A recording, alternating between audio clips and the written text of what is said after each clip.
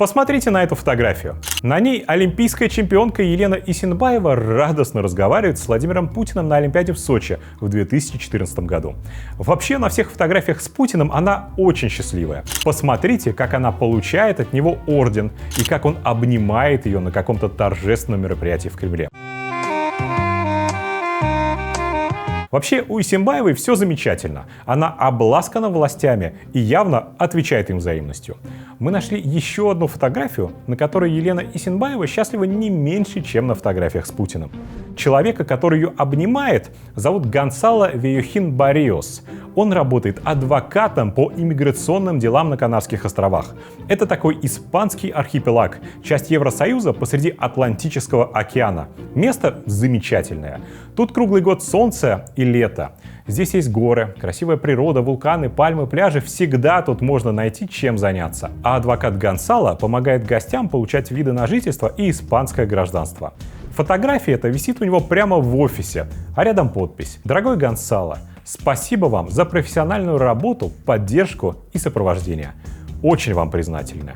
И подпись: «Елена Исинбаева». Фото сделано 10 марта 2022 года, через 2,5 недели после начала войны. Так что в искренней радости Елены Исинбаевой по поводу получения испанских документов можно вообще не сомневаться. Обратите, кстати, внимание на украинский флаг, под которым она стоит. За такое могут и из «Единой России» исключить.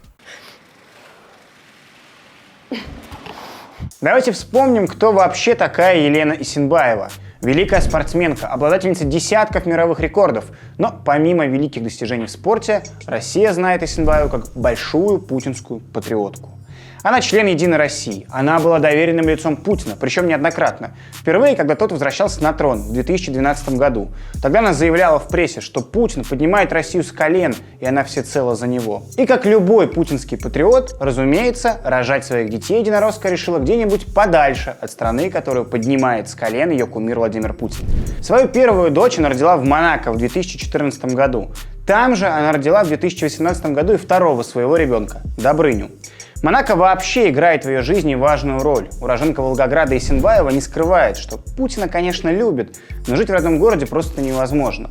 Волгоград, по ее словам, деградирует с бешеной скоростью, и жить доверенное лицо Путина предпочла бы в Монако, а не в нищем Волгограде. В 2015 году министр обороны Сергей Шойгу присвоил Исинбаевой звание майора российской армии. В 2017 году создается движение холуев под названием «Путин Тим», куда входят звезды спорта и шоу-бизнеса. Исинбаева присоединяется к составу Путин Тим и продолжает обожать Путина. Майор российской армии Исинбаева – один из учредителей фонда «Воскресенье», через который собирались деньги на безумный храм вооруженных сил. Да-да, тот самый, помните, где и фуражка Гитлера, и портрет Путина. Исинбаеву же путинская власть отправила защищать систему допинга, которая была выстроена российскими властями в спорте. И Исинбаева на это шла, полностью поддерживая это. Чтобы все эти псевдо-чистые иностранные спортсмены поняли, что не на тех напали. Апофеозом любви к путинской власти стало участие Исинбаевой в переписывании Конституции в 2020 году. Общая цель нашей страны – это наша цель, но ваша задача, в общем, это то, что вы сказали сделать, а мы это делаем. Тогда Путин, желавший обнулить свои президентские сроки и править вечно, надругался над основным российским законом и позвал на помощь разных лидеров общественного мнения. Исинбаева – одна из них. Она вошла в рабочую группу по изменению Конституции, хотя там же на встрече этой рабочей группы заявила, что никогда раньше не читала Конституцию, которую теперь будет переписывать. Добрый день, Владимир Владимирович. Прежде всего, спасибо за включение меня в рабочую группу. Прочитала Конституцию нашей страны. Это важно, потому что до этого как-то не было повода и необходимости, а я теперь понимаю, что это очень важная книга, и читать ее нужно всем. Узнала очень много интересного. Вернемся к фото с адвокатом Гонсало. Как вы помните, оно было сделано в марте 2022 года и стало итогом большой юридической работы. Незадолго до счастливого снимка Исинбаева купила 2 дома на Тенерифе. И вот на основании этой покупки она, видимо, и получила вид на жительство. Перенесемся на прекрасный испанский архипелаг и посмотрим на все своими глазами. Поднимаемся на высоту, которая недостижима даже для олимпийского чемпиона по прыжкам с шестом. Под нами Тихий океан, а впереди скалистый берег. Район на берегу совершенно новый, тут идет активное строительство. Как видим, с 90-х годов, когда Канары были таким же символом нового русского из анекдотов, как 600-й Мерседес, спрос на недвижимость тут не утих. Перед нами жилой комплекс Инсинж, состоящий из 27 вилл класса люкс. Строительство закончено совсем недавно. Каждая вилла трехэтажные, планировки более-менее одинаковые. На цокольном этаже находится гараж 45 квадратных метров, прачечное и техническое помещение. На первом этаже гостиная, терраса, собственный бассейн, спальня и туалет. На верхнем этаже уже 2 спальни, 2 санузла и еще одна терраса. В каждом доме еще есть собственный лифт, а территория устроена так, чтобы из каждого дома был прекрасный вид на океан. Таких домов в этом поселке у Исенбаевой 2.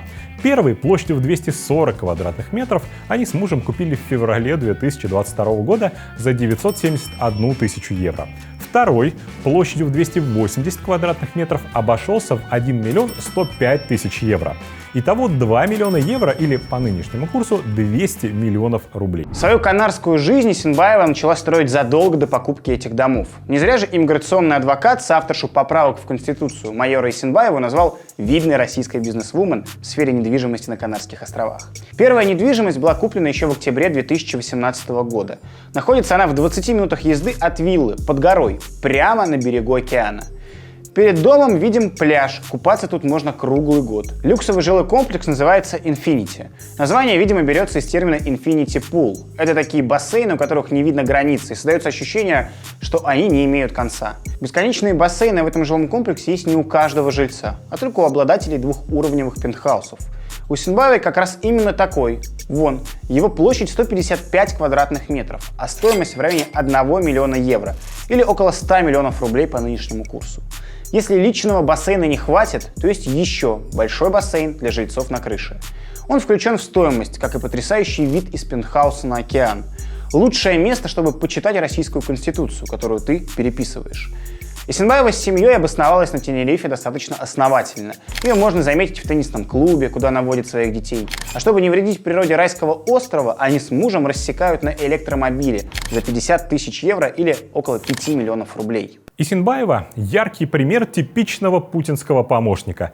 Продала свое имя и репутацию Кремлю, помогла построить в России людоедский путинский режим, который ведет войны и занимается убийствами.